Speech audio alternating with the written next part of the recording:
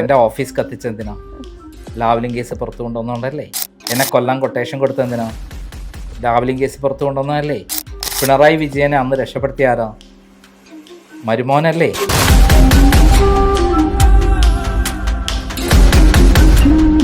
ഇനി തുടർന്നും മുഹമ്മദ് റിയാസ് മന്ത്രിസഭയിൽ വരാനുള്ള സാധ്യത, ഇനിയും മരുമകനെ സംരക്ഷിക്കാനുള്ള സാധ്യത ഇനിയും ഉണ്ടാകുമോ?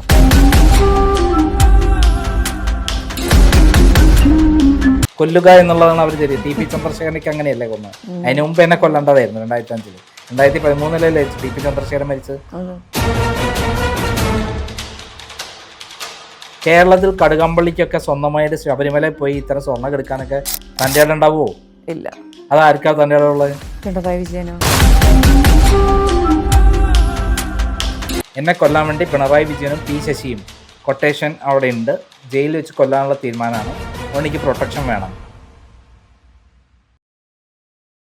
ലാവ്ലിൻ കേസ് എന്ന് പറഞ്ഞാൽ എന്താ അറിയാമോ?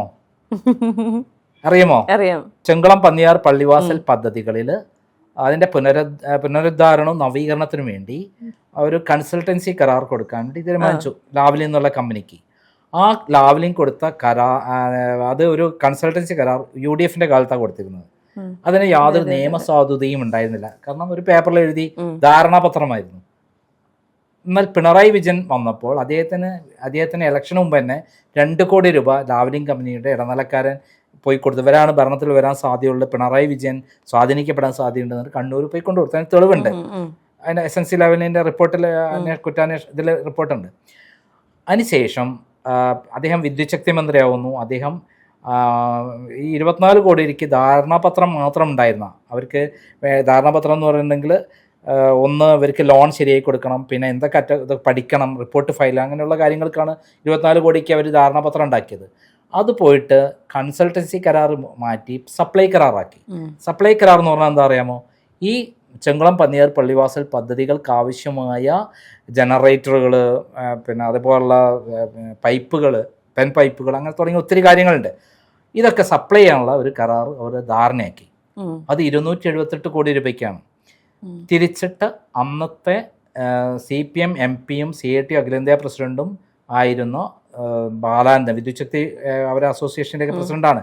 അദ്ദേഹത്തിന് ഒരു കമ്മിറ്റി ഉണ്ടായിരുന്നു, കമ്മീഷൻ വെച്ചിരുന്നു. ആ കമ്മീഷൻ 100 കോടി രൂപയ്ക്ക് 105 കോടി രൂപയ്ക്ക് ബെൽ എന്ന് പറയുന്ന നവരത്ന ഇന്ത്യയിലെ ഭാരത ഹെവി ഇലക്ട്രിക്കൽസ് കംപ്ലീറ്റ് അവർ നടത്തിക്കോളും. വേറെ ഒന്നും നമ്മൾ നോക്കണ്ട, ലോൺ അവർ ശരിയായിക്കോളും. അവർ റിപ്പോർട്ട് കൊടുക്കണം. ആ റിപ്പോർട്ട് കിട്ടി. അത് നിയമപ്രകാരമാണ്. മറ്റേത് യാതൊരു നിയമപ്രകാരമില്ലാത്ത ഇവർക്ക് 278 കോടി രൂപയ്ക്ക് എഗ്രിമെൻറ്റ് കൊടുക്കുന്നു. ആഗോള ടെൻഡർ വിളിച്ചില്ല.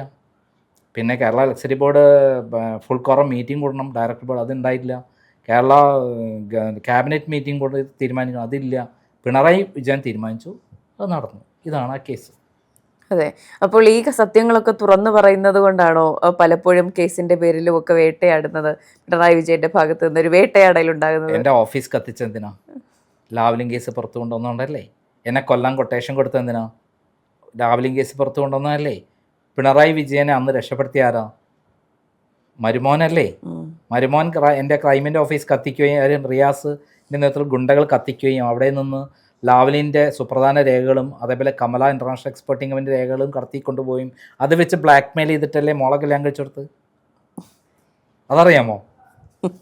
ഈ രേഖകൾ വെച്ചാൽ പിണറായി വിജയൻ കുടുങ്ങും. എൻ്റെ ഓഫീസിൽ നിന്ന് കത്തിക്കുന്നതോടൊപ്പം തന്നെ ഈ രേഖകൾ കടത്തിക്കൊണ്ടുപോയി റിയാസ്. അങ്ങനെയാണ് റിയാസിന് പിന്നീട് ബേപ്പൂർ സീറ്റ് കൊടുത്തു, മന്ത്രിയായി. അവിടെ ഒന്നിനും കൊള്ളാതെ മൂലയിൽ കിടന്നിരുന്ന ഒരാളാണ് ഒറ്റ ദിവസം കൊണ്ട് ഗുണ്ടയായതുകൊണ്ട് ഇവിടെ എത്തിയത്. അതായത് സ്വന്തം ഭാര്യയെ കഴുത്തിന് കുത്തിപ്പിടിച്ച് നാഭിക ചവിട്ടി, എടീ നിന്നെപ്പോലെ 100 എനിക്ക് വേറെ കിട്ടും, 50 രൂപ കൊടുത്താൽ പാളയത്ത് മാർക്കറ്റിൽ എത്ര സ്ത്രീകളെ കിട്ടും, നിന്നെ ആർക്ക് വേണടി എന്ന് പറഞ്ഞിട്ട് ചവിട്ടി പുറത്താക്കിയ ഒരാളാണ് അദ്ദേഹം. 2 കുട്ടികളുണ്ട്. അങ്ങനെയുള്ള മുഹമ്മദ് റിയാസ് ആണ് ആ കുട്ടികളെ വഴിക്കിലിട്ടിട്ട് ഒരു മനുഷ്യത്വവുമില്ലാതെ പിണറായി വിജയൻ്റെ അടുത്ത് പോയി. പിണറായി വിജയൻ്റെ ഇപ്പോഴത്തെ ഭാര്യ, മകൾ റിയാസിൻ്റെ ഇപ്പോഴത്തെ ഭാര്യ യുടെ ഒപ്പം അവരുടെ മുമ്പത്തെ ഭർത്താവിൻ്റെ കുട്ടിയെ പരിലാളിച്ചുകൊണ്ട് അതൊന്നും തെറ്റായി കാണുന്നില്ല. മുഖ്യമന്ത്രി പിണറായി വിജയൻ്റെ പേരക്കുട്ടി തന്നെയാണ്. പക്ഷേ ഇതേപോലെ 2 പേരക്കുട്ടികൾ ഇപ്പുറത്തുമുണ്ട്. മുഹമ്മദ് റിയാസിൻ്റെ 2 കുട്ടികളും എന്തുകൊണ്ടാണ് അവിടെ പോകാത്ത? എന്തുകൊണ്ടാണ് ക്ലിഫ് ഹൗസിൽ കൊണ്ടുപോകാത്തത്? അവരും മന്ത്രിയുടെ മക്കൾ തന്നെയല്ലേ, അവകാശമല്ലേ? അതല്ലേ നമ്മൾ അവർ CPM നയം എന്നൊക്കെ പറഞ്ഞാൽ അങ്ങനെയല്ലേ, വർഗരഹിത സമൂഹം എന്നല്ലേ? അപ്പോൾ കുട്ടികളുടെ കാര്യത്തിൽ അതില്ലേ മുഹമ്മദ് റിയാസിന്? അപ്പോൾ അതിനുശേഷവും ഇപ്പോൾ എനിക്ക് തോന്നുന്നു ഇനി തുടർന്നും മുഹമ്മദ് റിയാസ് മന്ത്രിസഭയിൽ വരാനുള്ള സാധ്യത, ഇനിയും മരുമകനെ സംരക്ഷിക്കാനുള്ള സാധ്യത ഇനിയും ഉണ്ടാകുമോ? അദ്ദേഹത്തിന്റെ ആകപ്പാട് ആവശ്യം എന്താണ്? അദ്ദേഹത്തെ മുഖ്യമന്ത്രിയാക്കാൻ വേണ്ടിയിട്ടുള്ള ഈ കളിയെ കളിക്കുന്നത് ആര്? റിയാസിനെ. പിണറായി വിജയന് ശേഷം ആരെ മുഖ്യമന്ത്രിയാക്കേണ്ടത്? മകളെ ആക്കുന്നതിന് പകരമല്ലേ മുഹമ്മദ് റിയാസിനെ ആക്കുന്നത്. മകളെ ഇതിലേക്ക് കൊണ്ടുവരില്ല. കാരണം എന്താ വെച്ചാൽ ഈ പണം എല്ലാം വിദേശത്ത് എത്തിച്ചവർക്ക് സുരക്ഷിതമായി നോക്കുന്ന കാവൽ ഭൂതമല്ലേ മകള്. അപ്പോൾ മകളും മകനും ആ പണം സൂക്ഷിക്കും, ഇവിടെ ഇവർ ഭരിക്കും. അപ്പം റിയാസ് ഇവിടെ ഭരിച്ചുകൊണ്ടിരുന്നാലേ അന്വേഷണമൊക്കെ വരാതിരിക്കുള്ളൂ. പിണറായിക്ക് ശേഷം മരുമകനെ മുഖ്യമന്ത്രിയാക്കുക എന്നുള്ളതാണ് പിണറായിൻ്റെ ലക്ഷ്യം. അത് പിണറായി ആണെങ്കിൽ നടത്തിയിരിക്കും, ഇവിടെ ഭൂരിപക്ഷം കിട്ടാനുള്ള യാതൊരു സാധ്യതയും നമ്മൾ കാണുന്നില്ല. അതെ, അധികാരത്തിൽ വരികയാണെങ്കിൽ അദ്ദേഹം ആദ്യത്തെ 1.5 വർഷം മുഖ്യമന്ത്രിയെ തുടരുമെന്ന് പറയുന്നുണ്ട്. 81 വയസ്സായല്ലോ, ഇനി അത്രയൊക്കെ അദ്ദേഹം ചെയ്തല്ലോ. 81 വയസ്സ് വരെ ഇതൊക്കെ ചെയ്ത് കൂട്ടിയ അദ്ദേഹം മുഖ്യമന്ത്രി 10 വർഷം നേടിയില്ല. എന്തൊക്കെ പറഞ്ഞാലും ഏത് കാട്ടുകള്ളനും മുഖ്യമന്ത്രി ആവാം എന്നുള്ളത് തെളിയിച്ചില്ലേ? കമല ഇന്റർനാഷണൽ എക്സ്പോർട്ടിംഗ് കമ്പനിയെ പറ്റി അറിയാമോ? ഇല്ല, അറിയില്ല. അദ്ദേഹത്തിന്റെ ഭാര്യയുടെ പേരിൽ സിംഗപ്പൂരിൽ ആ കാലഘട്ടത്തിൽ ഉണ്ടായിരുന്ന ഒരു കമ്പനിയാണ്. അപ്പോൾ ആ സമയത്ത് ഫാരിസ് അബൂബക്കർ അവിടെ ഉണ്ടായിരുന്നു. 3 വർഷക്കാലം പിണറായി വിജയന്റെ മകൻ അവിടെ ആയിരുന്നതിന് ശേഷം ഈ ഫണ്ട് അങ്ങോട്ട് പോയപ്പോൾ 75 കോടി രൂപയാണ് മലബാർ ക്യാൻസർ എന്ന് പറയുന്ന സ്ഥാപനത്തിലേക്ക് വരേണ്ട കനേഡിയൻ ഗവൺമെൻറ് അടക്കമുള്ള ഗവൺമെൻറ് കൊടുത്ത ഫണ്ട് എസൻഷ്യൽ ലാവലിൻ വഴി എവിടേക്ക് പോയത്? പിണറായി വിജയൻ്റെ ഭാര്യയുടെ അക്കൗണ്ടിലേക്ക് പോയത്. ഇവിടെ 12 കോടി രൂപയൊന്നുള്ളൂ, 98.3 കോടി രൂപ വരുന്നതാണ് എഗ്രിമെൻറ്റ്. ഈ 75 കോടി രൂപ അടിച്ചെടുത്തു. അതിൻ്റെ ഭാഗമായിട്ടാണ് മകൻ അവിടെ സിംഗപ്പൂരിൽ ഉണ്ടായിരുന്നത്. പിണറായി വിജയനും കുടുംബവും ആ കാലഘട്ടത്തിൽ ഏറ്റവും കൂടുതൽ ഇന്ത്യൻ എയർലൈൻസിൽ യാത്ര ചെയ്ത യാത്രക്കാരാണ്. അതിന് അവാർഡ് കിട്ടിയിട്ടുണ്ട്. മനസ്സിലായി? ഇതാണ് അതിന്റെ ചരിത്രം. അപ്പോൾ ഇപ്പോഴും ജീവന ഭീഷണിയുണ്ടോ? ജനിച്ച ഒരു ദിവസം മരിക്കില്ല. പിണറായി എനിക്കതിന് ഞാൻ ഹൈക്കോടതിയിൽ ഒരു പെറ്റീഷൻ ഫയൽ ചെയ്തിരുന്നു. ഇങ്ങനെ എന്നെ കൊല്ലാൻ വേണ്ടിയിട്ട് അവൈലബിൾ പാർട്ടി മീറ്റിംഗ് കൂടി തീരുമാനിക്കുകയാണ്. അതിന് മുമ്പേ കൊട്ടേഷൻ കൊടുത്തിരുന്നു. കൊട്ടേഷൻ ആൾക്കാർ എന്നെ ഇൻഫോം ചെയ്തുകൊണ്ട് അവർ ഇങ്ങോട്ട് എന്ന് പറയുമ്പോൾ ഞാൻ മറുഭാഗത്തെ പോകും. അവർ പറയുന്ന പ്രകാരം മാറിക്കൊണ്ടിരിക്കുകയായിരുന്നു. ആ സമയത്താണ് എന്നെ കൊല്ലാൻ വേണ്ടിയിട്ട് CPM തന്നെ തീരുമാനിക്കുന്നത്, അവൈലബിൾ സെക്രട്ടേറിയറ്റ് മീറ്റിംഗ് കൂടിയിട്ട്. അവിടെയുള്ള ഒരു പ്രധാനപ്പെട്ട നേതാവ് അപ്പം തന്നെ ചോർത്തി തന്നു. പലരും ഇതേപോലെ എനിക്ക് ഇൻഫർമേഷൻ തന്നു. എന്തായാലും അവർ തീരുമാനിച്ചാൽ കഴിഞ്ഞല്ലോ, കൊല്ലുക എന്നുള്ളതാണ് അവർ തരും. TP ചന്ദ്രശേഖരനൊക്കെ അങ്ങനെയല്ലേ കൊന്നത്. അതിന് മുമ്പ് എന്നെ കൊല്ലേണ്ടതായിരുന്നു. 2005 2013 TP ചന്ദ്രശേഖരൻ മരിച്ചത്. അപ്പോൾ ഇത് ഇൻഫർമേഷൻ കിട്ടിയപ്പോൾ ഞാൻ എന്ത് ചെയ്തു? പിറ്റേ ദിവസം തന്നെ അഡ്വക്കേറ്റ് രാംകുമാർ, പ്രശസ്തനായ അഭിഭാഷകനാണ്, അദ്ദേഹമാണ് എസൻസി ലാവലിംഗ് കേസിൽ ഹർജി കൊടുത്ത് എൻ്റെ പെറ്റീഷൻ പ്രകാരം കൊടുത്ത് പിണറായി വിജയനെതിരെയുള്ള ലാവലിംഗ് കേസ് CBI അന്വേഷണം കൊണ്ടുവന്നത്. അങ്ങനെയാണ് പിണറായി വിജയൻ പ്രതിയാവുന്നത്. അദ്ദേഹത്തെ കൊണ്ടൊരു പെറ്റീഷൻ ഫയൽ ചെയ്തു ഹൈക്കോടതിയിൽ. എൻ്റെ ഓഫീസ് കത്തിച്ചതും എന്നെ കൊല്ലാൻ തീരുമാനിച്ചതുമായ കാര്യങ്ങൾ പിറ്റേ ദിവസം ദേശാഭിമാനിയിൽ റിപ്പോർട്ടായി വന്നിരുന്നു. സാമൂഹ്യ വിപത്താണ് ഞാൻ എന്നൊക്കെ പറഞ്ഞിട്ട്. അപ്പോൾ എന്നെ കൊല്ലാൻ വേണ്ടിയിട്ടുള്ള ഒരു കണ്ടീഷൻ ഉണ്ടാക്കി പത്രത്തിൽ വാർത്ത പ്രസ് ചെയ്തു.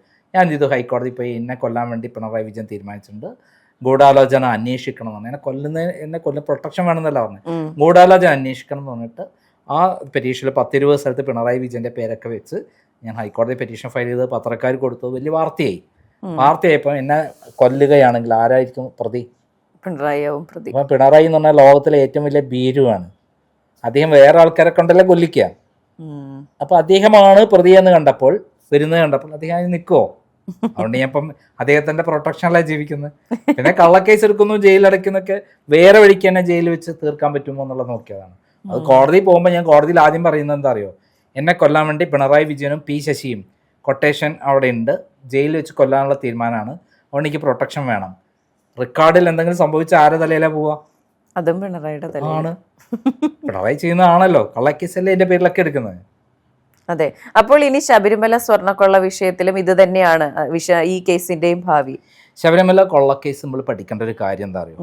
അതെങ്ങനെയാണ് ഇതിങ്ങനെ തെളിയാൻ കാരണം? പിണറായി വിജയൻ്റെ കീഴിലുള്ള പോലീസായിട്ടും എന്തുകൊണ്ടാണ് തെളിയുന്നത്? CBI വന്നിട്ടും എന്തുകൊണ്ടാണ് കവിയു കേസ് അട്ടിമറിച്ചത്? അച്ഛൻ മോളെ പിടിപ്പിച്ചു എന്നാണ് ആ SP എഴുതിയുണ്ടാക്കിയത്. അങ്ങേര് ഈ CBIക്ക് തന്നെ ഷെയിമാണെന്ന് പറഞ്ഞിട്ടാണ് CBI കോടതി പറഞ്ഞിരിക്കുന്നത്. ഇവിടെ എന്തുകൊണ്ടാണ് തെളിഞ്ഞത്? ഇത് തെളിഞ്ഞത് ഹൈക്കോടതി നിരീക്ഷണത്തിൽ പ്രഗത്ഭരായ പോലീസ് ഉദ്യോഗസ്ഥന്മാരെ വെച്ച് അന്വേഷിപ്പിച്ചു എന്നുള്ളത് കൊണ്ടാണ് ഇത് തെളിഞ്ഞത്. അല്ലെ ഒരു കാലഘട്ടത്തിൽ ഇത് തെളിയില്ല. കൃത്യമായി തെളിവുകൾ ഓരോ ഘട്ടത്തിലും കൃത്യമായി കോടതിയിലെത്തുന്നു. അത് പഠിച്ചിട്ട് അവർക്ക് സമയം കൊടുക്കുന്നു. അങ്ങനെ പോകുന്നതനുസരിച്ച് ഘട്ടം ഘട്ടമായി പത്മകുമാറിന് തുടങ്ങി അങ്ങോട്ട് എവിടെ വരെ എത്തിയപ്പം കടകംപള്ളിയിലെത്തി നിൽക്കുന്നു. കടകംപള്ളിനെ അടുത്ത പ്രാവശ്യം അറസ്റ്റ് ചെയ്യും. ഇപ്പോഴേ നമുക്ക് പറയാം 100% അറസ്റ്റ് ചെയ്യും. അതിനു വേണ്ടിയിട്ടാണ് അടുത്ത തവണ വിളിച്ചു വരുത്തിയത്. അപ്പോൾ SIT സംഘത്തിൽ 2 CPM പ്രവർത്തകരുണ്ടെന്നും അവർ വിവരങ്ങൾ ചോർത്തി നൽകുന്നുണ്ടെന്നും ഒക്കെ VD സതീശനടക്കം മുതിർന്ന പ്രവർത്തകർ, കോൺഗ്രസ് പ്രവർത്തകർ പറഞ്ഞിട്ടുണ്ട്, നേതാക്കൾ പറഞ്ഞിട്ടുണ്ട്. അപ്പോൾ ഈ കേസിനൊരു മെല്ലെപ്പോക്കുണ്ടെന്നാണ് പൊതുവിൽ നമ്മൾ നിരീക്ഷിക്കുമ്പോൾ മനസ്സിലാകുന്നത്. അപ്പോൾ അത്തരത്തിൽ SIT സംഘത്തിൽ സ്വാധീനം ചെലുത്തുന്നില്ല എന്നാണോ? അവരെ വിളിച്ചു വരുത്തി ഈ സംഘങ്ങളെ ഭീഷണിപ്പെടുത്തിയിരുന്നു ആര്? P. ശശി. അതിന്റെ ഭാഗമായിട്ടാണ് സംഘത്തിലെ ഈ നിയമസഭാ പ്രദേശ സ്വയംഭരണ തെരഞ്ഞെടുപ്പ് വരുന്നതിന് മുമ്പ് ഒരു കാര്യം പുറത്തുതാവരുത് എന്ന് പറഞ്ഞിട്ട് പിന്നെ മെല്ലെപ്പോക്കായി. ഇത് കൃത്യമായി കോടതി നിരീക്ഷിക്കുകയും അവരെ വാൺ ചെയ്യുകയും ചെയ്തു. SITനെ വാൺ ചെയ്തു. അതിൻ്റെ ഇടയിലാണ് ഇപ്പം 2 CIമാരെ അതിനകത്ത് കയറ്റിയത്. അവർ CPMന് അനുകൂലമായിട്ടുള്ള ആളുകളാണ്. CPMനോട് എന്ത് പണി എടുക്കുന്ന ആളുകളാണ്. അവർ അപ്പം വാർത്ത ചോർത്തി കൊടുക്കുകയാണ്. ഇതിൻ്റെ യഥാർത്ഥ വില്ലൻ ആരാ? ഈ ശബരിമല കൊള്ളയുടെ യഥാർത്ഥ വില്ലൻ ആരാണ്? കടകംപള്ളിയോ? കടകംപള്ളിയാണോ? കേരളത്തിൽ കടകംപള്ളിക്കൊക്കെ സ്വന്തമായിട്ട് ശബരിമല പോയി ഇത്തരം സ്വർണ്ണം എടുക്കാനൊക്കെ തൻ്റെ ഇടം ഉണ്ടാവുമോ? ഇല്ല. അതാർക്കാ തൻ്റെ ഇടം ഉള്ളത്? പിണറായി വിജയൻ അറിയാതെ ഒരു തരി സ്വർണ്ണം അവിടെ നിന്ന് എടുക്കാൻ പറ്റില്ല. അദ്ദേഹം റിയൽ മാഫിയ തലവനാണ്. അദ്ദേഹം ഇതുവരെ നടത്തിയ കൊള്ളയെ ഏറ്റവും അധികം കേരളത്തിൽ കൊണ്ടുവന്ന ആൾ ഞാനല്ലേ. പിണറായി വിജയൻ ആരാന്ന് വെച്ചാൽ ശബരിമല നേരത്തെ നോട്ട് ചെയ്ത് വെച്ചതാണ്. ശബരിമലയിൽ ആദ്യമായിട്ട് അഴിമതി നടന്നതിനെതിരെ വാർത്ത കൊണ്ടുവന്നത് കേസിൽ പ്രതിയായത് ആളാരാ അറിയോ? ഞാനാണ്. ഇന്നല്ല, ഞാൻ 99 അവിടെ അഴിമതി, അരവണ പായസ നിർമ്മാണത്തിൽ വൻ അഴിമതി, 200 കോടിയുടെ അഴിമതി പറഞ്ഞിട്ട് ഞാൻ അതിൽ VS അച്യുതാനന്ദന് പങ്ക് എന്നൊക്കെ പറഞ്ഞിട്ട് ഞാൻ വാർത്ത കൊണ്ട് VS അച്യുതാനന്ദൻ എനിക്കെതിരെ കേസ് ഫയൽ ചെയ്തു. അതിനുശേഷം അവിടുത്തെ Devaswom board president VG Menon എനിക്കെതിരെ കേസ് ഫയൽ ചെയ്തു. VS അച്യുതാനന്ദൻ സിവിൽ കേസാണ് ഫയൽ ചെയ്തത്. അതിൽ ആദ്യം എക്സ്പേർട്ടി വിധി വന്നു. പിന്നീട് ഞാൻ ഡോക്യുമെന്റ് കംപ്ലീറ്റ് ഹാജരാക്കി അഴിമതി നടന്നതിൻ്റെ. അപ്പോഴാണ് VS അച്യുതാനന്ദൻ മനസ്സിലാക്കുന്നത് അവിടെ അഴിമതി നടന്നുള്ളത്. അദ്ദേഹം ഞാനായിട്ട് ഒത്തുതീർപ്പായി. എന്നിട്ട് മാപ്പ് പറയണമെന്നൊക്കെ ആയിരുന്നു അദ്ദേഹത്തിന്. ഞാൻ മാപ്പും പറയില്ല, കോപ്പും പറയില്ല, താങ്കൾ പിൻവലിക്കുക. അങ്ങനെ ഞങ്ങൾ പിൻവലിച്ചു. അദ്ദേഹത്തിന് അതിനുശേഷം അദ്ദേഹം അന്ന് മുതലാണ് ഞാൻ ബന്ധം VS അച്യുതാനന്ദനായിട്ട്. അദ്ദേഹം മനസ്സിലായി എൻ്റെ അടുത്തുള്ള രേഖകൾ കറക്റ്റാണ്. VG മേനോനെ ഞാനാണ് വിസ്തരിക്കുന്നത് കോടതിയിൽ. ആ കേസിൽ ഞാൻ വിജയിച്ചു. കോടതിയിൽ പറയുന്നുണ്ട് 200 കോടിയോളം അഴിമതിയാണ് നടന്നിരിക്കുന്നത്. ആ കാലഘട്ടത്തിലാണ് നമ്മുടെ സ്വർണം പൂശിയത്. അറിയാമോ? വിജയ് മല്യ സ്വർണം പൂശാൻ വന്ന എന്തെങ്കിലും തമാശയ്ക്ക് വന്നതാണോ? അവിടെ ഇരുന്നു അയ്യോ ഭയങ്കര ഭക്തി, അയ്യപ്പനോടുള്ള ഭയങ്കര ഭക്തി കൊണ്ട് വന്ന് പൂശിയതാണോ?